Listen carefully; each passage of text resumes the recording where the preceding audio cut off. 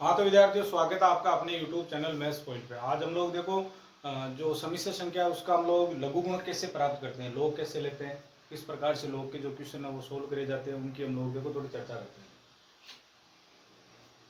हैं। देखो आज हम लोग बात करेंगे सम्मिश्र संख्या का लघु गुणक। सम्मिश्र संख्या का लघु गुणक।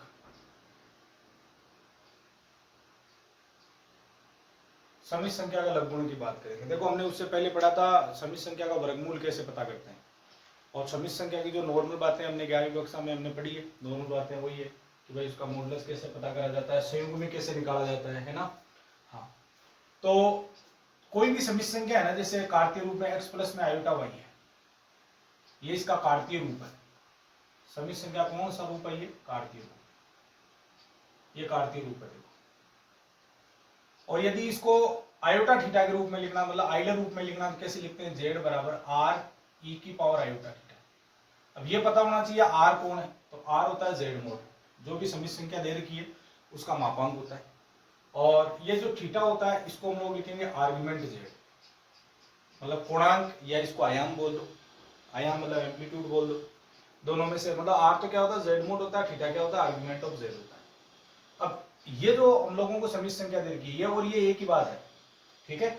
ये और ये एक ही बात है। अब देखो, यदि थीटा हम लोगों को निकालना, थीटा ऐसे निकाला जाता है, tan inverse y by x से निकाला जाता है थीटा, मॉडुलस वैल्यू निकाली जाती है इसकी। फिर उसके बाद में ये चतुर्थांश पर डिपेंड करता है कि कौन से क्वाड्रेंट में आ रहा है x और y। यदि क्वाड्रेंट पहले में आ रहा है, पहले में यदि x और y आ रहा है, तो इसका मतलब है कि भाई जो थीटा आया वही अपना क्या होगा? आर्गुमेंट होगा। दूसरे में आएगा पाई में से घटा के लिखना है, तीसरे में आएगा तो पाई थीटा में से माइनस करना है, और चौथे में आएगा तो माइनस का जो थीटा होता है वो आर्गुमेंट z होता है, ठीक है? तो इसका देखो हम लोग लेंगे, इंपॉर्टेंट रिजल्ट है ये, log z। अब इधर log लेंगे ना, तो ये देखो, ये दो चीजें किस में आ रही है? यहाँ पे गुणा में आ रही है, तो यहाँ आ जाएगा log r प्लस में log e की पावर आयोटा थीटा, ऐसे आ जाएगा। यहाँ आ जाएगा log z बराबर log r प्लस में, आपको पता है जब log के अंदर कोई भी चीज है वो a की पावर n, मतलब पावर के रूप में दे रखी है, तो वो log लेते आगे आ जाती है। देखो यहाँ आ गया आयोटा थीटा, log e आ गया, और हम जानते हैं log e की वैल्यू किसके बराबर होती है? 1 के बराबर होती है, क्योंकि इसका बेस क्या होता है? e होता है। जो हम लोग log ले रहे हैं इसका बेस क्या रहेगा? e रहेगा। फिर आ गया देखो log z, log r को मैं क्या लिख सकता हूँ? z मोड लिख सकता हूँ। जो भी सम्मिश्र संख्या दे रखी है उसका मापांक निकाल लो। फिर इधर आ गया देखो आयोटा थीटा, और इसकी वैल्यू कितनी होगी? 1 होगी। यहां हो जाएगा देखो log z equal to log mod z plus में आयोटा थीटा की जगह आप क्या लिखोगे? आर्गुमेंट z लिखोगे। तो ये होता है, जब भी किसी सम्मिश्र संख्या का log निकालना है तो उसको हम लोग कैसे लिखेंगे? देखो बहुत ही तगड़ा रिजल्ट है, ये ध्यान में रखना है। log z इक्वल टू होता है log mod z प्लस में आयोटा आर्गुमेंट z के बराबर होता है, ठीक है? और यदि इस चीज को हम लोगों को लिखना है व्यापक रूप में, यदि इसको लिखना है व्यापक रूप, तो log z इक्वल टू हो गया log z mod प्लस में आयोटा आर्गुमेंट z को हम लोग ऐसे भी लिख सकते हैं 2n पाई प्लस में आर्गुमेंट z, ऐसे भी लिखा जा सकता है। आर्गुमेंट z ऐसे भी लिखा जा सकता है। क्यों? क्योंकि z होता है, जो आपको पता है, एक अद्वितीय वैल्यू तो होती नहीं है। z के मान, ये आर्गुमेंट z एक से अधिक भी हो सकते हैं, ज्यादा हो सकते हैं, इनफाइनाइट वैल्यू हो सकती है इसकी। क्योंकि 2n पाई में आप जितने z मोड को, ये आर्गुमेंट z को ऐड कर दोगे, n की जगह वैल्यू आप लोगे 1 2 3 4, इस प्रकार से इंटीजर नंबर लोगे, तो ये वैल्यू है वही रहेगी, कोई फर्क नहीं पड़ेगा उस पर, ठीक है ना? आर्गुमेंट z उतना ही रहेगा। तो इस प्रकार से हम लोगों को ध्यान रखना कि log z इक्वल टू क्या होता है? log z मोड मतलब जो भी सम्मिश्र संख्या दे रखी है उसका क्या निकाल लो? सबसे पहले मापांक निकाल लो, आयोटा आर्गुमेंट z निकाल लो। तो ये हम लोगों को ध्यान में रखना, ठीक है? तो देखो, याद रह जाएगी बात, इतनी बात हम लोगों को थोड़ी ध्यान में रखनी है।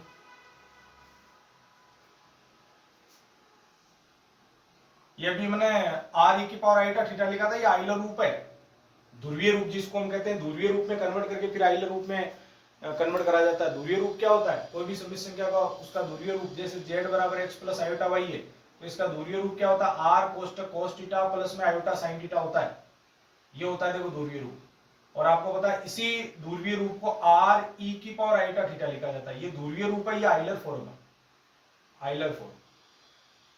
आई लघु, ठीक है। इससे बहुत सारी बातें सोल्व होती है। इसकी पावर यदि हम लोगों को मान लो आर कोस थीटा प्लस में आयोटा साइन थीटा की पावर मान लो हम लोगों को कितनी भी निकालनी है, एन पावर निकालनी है, तो आप इसको सीधा सोल्व ऐसे लिख सकते हो, आर ई की पावर आयोटा थीटा लिखते हैं, आयोटा थीटा ये एन अंदर आ जाता देखो, तो इसको हम लोग ऐसे लिख सकते हैं, ई की पावर आयोटा थीटा की पावर एन ऐसे लिखा जा सकता है। तो ये हो गया आर ई की पावर थीटा, तो एन थीटा लिख सकते हो आप इसको ऐसे। समझ में आ गई बात? ये एन ना अंदर आ जाता है थीटा के साथ में, इसको वापस खोलेंगे तो ये चीज आएगी, देखो जहां थीटा है वहां एन थीटा बन जाएगा।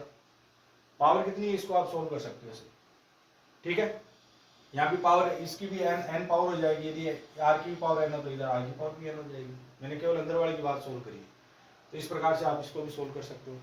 तो ये होता है ध्रुवीय रूप, एक तो cos theta plus iota sine theta, r cos theta plus iota sine theta, और ये होता है आई लघु। तो हम लोगों ने बात करी है, यदि इस प्रकार की कोई समिश्र संख्या दे रखी है z बराबर x प्लस में आयोटा y, तो z log z किसके बराबर होगा?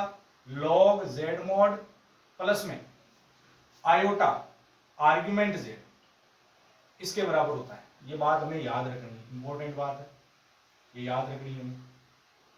रिजल्ट इंपॉर्टेंट रिजल्ट है। log z जब भी निकालना है तो log z mod प्लस में आयोटा r आर्ग्यूमेंट z, ठीक है ना, आयोटा आर्ग्यूमेंट z। जैसे मान लो हम लोगों को बोला गया, क्वेश्चन लेते हैं एक, देखो प्रश्न, हम लोगों को बोला गया ये log आयोटा की वैल्यू ज्ञात करो, ठीक है ना, log आयोटा की वैल्यू ज्ञात करो। देखो ऑप्शन आ जाते हैं इसमें, का मान है, का मान है, ऑप्शन आसानी से बन जाते हैं। देखो तो ऐसे ऑप्शन बना देता है, मान लो इसकी वैल्यू 0 आएगी, ऐसे बोल देता है e की पावर पाई बाई 2 आएगी, है ना, और भी आगे ऑप्शन दे देता है पाई बाई 2 आएगा, है ना, इनमें से कोई नहीं, ऐसे ऑप्शन दे देता है, इनमें से कोई नहीं, ऐसे ऑप्शन दे देता है। आसानी से ऑप्शन बन जाते हैं, देखो इनमें से कोई नहीं, या परिभाषित नहीं, ठीक है ना। कभी कभार हम लोग ये रियल में तो हम लोग ये पढ़ते हैं कि भाई लोग है जो नेगेटिव संख्या है उनके लिए डिफाइन नहीं होता है, ठीक है ना, ऐसा पढ़ते हैं हम लोग। तो सबसे पहले देखो इससे कंपैरिजन करोगे, log z, तो z की वैल्यू देखो आयोटा है, z की वैल्यू कितनी है? आयोटा है, तो z मोड कितना हो जाएगा? z मोड निकालने के लिए इसका जो कांस्टेंट है ना उसका स्क्वायर, और यानी रियल भाग का स्क्वायर और इमेजिनरी भाग का स्क्वायर हो जाएगा। तो इसका जो रियल भाग है वो तो कितना 0 है, और इमेजिनरी भाग कितना 1 है, देखो, क्योंकि इसको हम लोग क्या लिख सकते हैं, z इक्वल टू 0 प्लस में आयोटा लिख सकते हैं। तो ये तो हो गया देखो x का मान, और इधर इसके जो आयोटा के साथ में वो y का मान हो गया, तो x square plus y square हो गया, मतलब ये 1 के बराबर आ गया। और आर्ग्यूमेंट z की बात करें तो सीधा याद रखना चाहिए इनका, देखो कुछ चीजों का, जैसे 1 आ गया, 1 आ गया तो 1 हम लोगों को पता है x पे होता है, -1 आ गया देखो -x पे होता है, आयोटा आ गया तो y पे होता है, और माइनस आयोटा आ गया तो -y पे होता है। तो 1 आया तो उसकी जो थीटा की वैल्यू है वो कितनी हो जाएगी? 0 हो जाएगी। यदि आयोटा आया तो थीटा बराबर पाई बाई 2 हो जाएगा।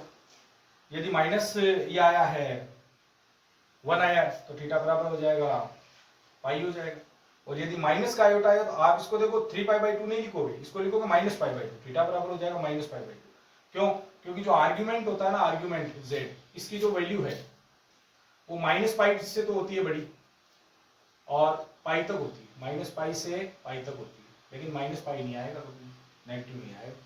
3 पाई बाई 2 नहीं होगी, इसकी पाई तक ही होगी, पाई से बड़ी नहीं होगी, और -पाई से क्या होगी? हमेशा बड़ी होगी, ठीक है, -पाई भी नहीं आएगा, पाई के। तो ये भी हम लोगों को इसकी रेंज ध्यान में रखनी है। अब देखो इसकी हम लोग वैल्यू पता करते हैं। z मोड ये आ गया, आर्गुमेंट z की बात करें तो कितना आएगा? आयोटा का, देखो आयोटा का आर्गुमेंट z कितना आएगा? पाई बाई 2 आएगा। अब इसमें वैल्यू लगा दो, देखो z हमने किसको मान रखा? आयोटा को, तो ये आएगा log आयोटा का मोड आ जाएगा, देखो z की जगह जहां जहां z है वहां आयोटा डाल दो, देखो प्लस में iota argument z, argument z की जगह आयोटा की जगह आयोटा का आर्ग्यूमेंट डाल दो, तो log आयोटा इक्वल टू क्या हो जाएगा? इसकी अभी बात करेंगे, देखो यहाँ हो जाएगा log 1 हो जाएगा, प्लस में इधर आ जाएगा आयोटा आ जाएगा, इधर आ जाएगा आर्ग्यूमेंट आयोटा की वैल्यू कितनी हो जाएगी? पाई बाई 2 हो जाएगी, पाई बाई 2 हो जाएगी, पाई बाई 2, ठीक है।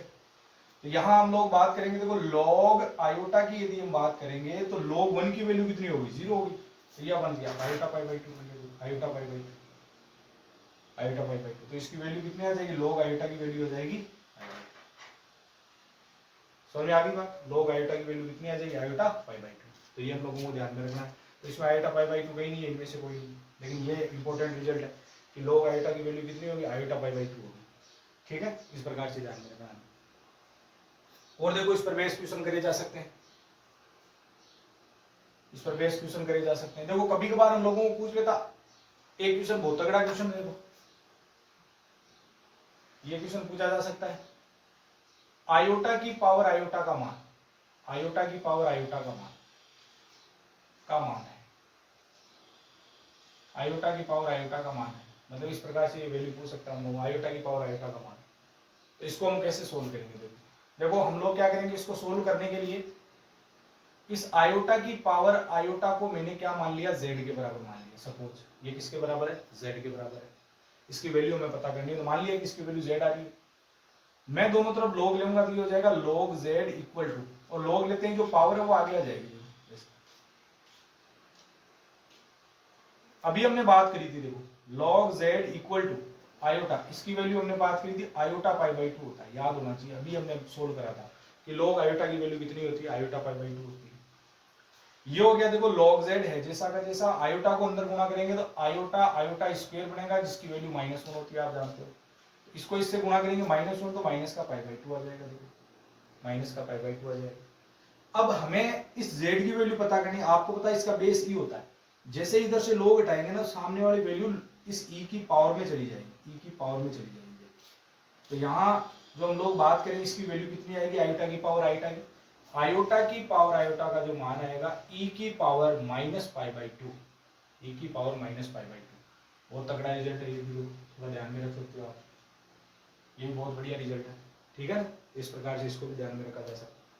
तो ये देखो जो समिश्र संख्या होता है उसका log है ना, इस प्रकार से पता करा जाता है। ये भी एक बहुत बढ़िया टॉपिक है, आपको ध्यान में रखना चाहिए किस प्रकार से आप log ले लोगे। log यदि लेना तो log z इक्वल टू क्या होता है, log mod z प्लस में iota argument z। Argument z तो आपको थोड़ा निकालना आना चाहिए, एक संख्याओं के लिए आपको थोड़ा सा उसका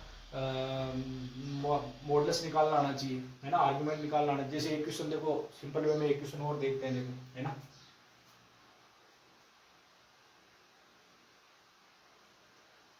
इसमें हम लोगों को कुछ बातें पता लगेगी, देखो जैसे हम लोगों प्रश्न संख्या 3 की बात कर ली, मान लो जैसे हम लोगों ने बात करा log, आपको निकालना है 1 माइनस में √3 आयोटा, इसकी वैल्यू निकालनी है √3 आयोटा।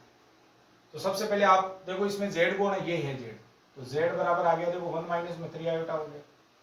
z मोड की बात करेंगे कैसे निकलेगा, रूट ऑफ वास्तविक भाग का स्क्वायर प्लस में काल्पनिक भाग कितना है, √3 है, देखो √3 का स्क्वायर। तो कितना हो गया, देखो 1 प्लस में 3, इसका रूट निकालोगे कितना आ जाएगा 4, 4 का वर्गमूल कितना हो गया, देखो 2 हो गया, है ना। तो ये 2 आ गया, देखो। फिर हम लोग बात करेंगे थीटा निकालो, पहले आर्गुमेंट निकालने से पहले थीटा, tan इनवर्स y/x होता है, पता है y/x होता है। तो tan इनवर्स y/x की वैल्यू निकालेंगे तो y की वैल्यू कितनी है, देखो √3 है, और x की वैल्यू कितनी है, 1 है। तो यहाँ से थीटा की वैल्यू आ गई, देखो 60 डिग्री। 60 डिग्री मतलब π/3 आ गया, देखो π/3 आ गया, देखो आसानी से। आर्ग्यूमेंट z निकालना है ना, तो ये निकालने के लिए आपको थोड़ा सा विचार करना पड़ेगा। इधर देखो ये किसकी वैल्यू, x की वैल्यू, ये किसकी वैल्यू, y की वैल्यू, यानी x की वैल्यू तो आ रही है देखो 1, और y की वैल्यू कितनी आ रही है, -√3 आ रहा है। यानी x तो आ रहा है पॉजिटिव, y आ रहा है नेगेटिव। तो कौन सा चतुर्थांश है जिसमें x तो पॉजिटिव होता है, y नेगेटिव होता है, ऐसा कौन सा चतुर्थांश है जिसमें x पॉजिटिव होता है और y नेगेटिव होता है। तो y नेगेटिव होता है, x पॉजिटिव होता है, वो चौथे में होता है। तो वहां पे आर्गुमेंट z सीधा किसके बराबर होता है, -θ के बराबर होता है, मतलब माइनस का π/3 आएगा, माइनस का π/3 कितना आएगा, 3 आएगा।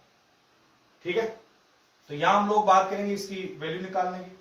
तो देखो इसको मैं z ही मान के चल रहा हूँ, तो ये हो जाएगा z mod प्लस में इधर आ जाएगा हम लोगों का iota argument of z, value रख दो z की जहां जहां वैल्यू है, जिसकी देखो इसकी वैल्यू आ जाएगी log 1 माइनस में √3 आयोटा, log z mod की वैल्यू कितनी होगी, देखो अभी हम निकाली थी 2 प्लस में आयोटा, आर्गुमेंट z की वैल्यू होगी देखो -π/3। इसको सोल्व करेंगे तो ये हो जाएगा 2 - π/3 आयोटा। ये अपना आंसर हो गया, देखो सिंपल है, आप आराम से निकाल सकते हो। तो आपको ये देखो समिश्र संख्याओं का लघुगुणक है, इस प्रकार से पता करना आसान बात है। थोड़ा ये फार्मूला आप ध्यान में रख सकते हो, आया कैसे वो मैंने बताया आपको, उसको भी आप थोड़ा सा ध्यान में रख सकते हो। ठीक है, तो इस प्रकार से क्वेश्चन सोल्व होंगे। आगे हम लोग देखो और चर्चा करेंगे, समिश्र संख्या का ज्यामितीय निरूपण भी हम लोग पढ़ेंगे, उसके बारे में चर्चा करेंगे थोड़ी सी। ठीक है, तो आपको ध्यान से पढ़ते रहना इन बातों को। थोड़ा ये अपने सिलेबस में नहीं है चीज़ें, लेकिन फिर भी हम लोगों को थोड़ा ध्यान में रखना है, क्योंकि आगे भाई सिलेबस तो जो दे रखा है तो वो तो आपको ये बताने के लिए दिया हुआ है भाई गणित आसान है ना। और वैसे गणित आसान आप पढ़ोगे ना, आराम से पढ़ोगे तो गणित आसान ही है, लेकिन जो चीज़ें है ना वो एकदम नॉर्मल चीज़ें दे रखी है अपने सिलेबस में। तो हम लोगों को क्या करना, थोड़ी सी जो अलग चीज़ें उनको भी थोड़ा ध्यान में रखना है, ठीक है ना। क्योंकि आगे के लिए यदि हम लोगों को चीज़ें पढ़नी है तो इन चीज़ों को पहले से तैयार रखो, पहले से तैयार रखोगे तो आगे दिक्कत नहीं आएगी किसी प्रकार की। बाकी आप पढ़ते हुए भाई आयोटा की वैल्यू निकालनी वो एक आसान काम है ना, अपने तो उतना ही है, ए प्लस आयोटा बी में बदलना उतना ही है ना। वर्गमूल अपने सिलेबस में नहीं है, फिर भी वर्गमूल को दिमाग में रखना, ध्यान में रखना कैसे सोल्व करते हैं, फिर ये इसका लघुगुणक कैसे पता करते हैं वो भी हम लोगों को पता होना चाहिए, ठीक है। तो इस क्लास को हम लोग यहीं समाप्त करते हैं। थोड़ा ट्यूशन मिलाना इसके बारे में देखना कहीं से और सोल्व करना क्वेश्चनों को, ठीक है। Okay bye.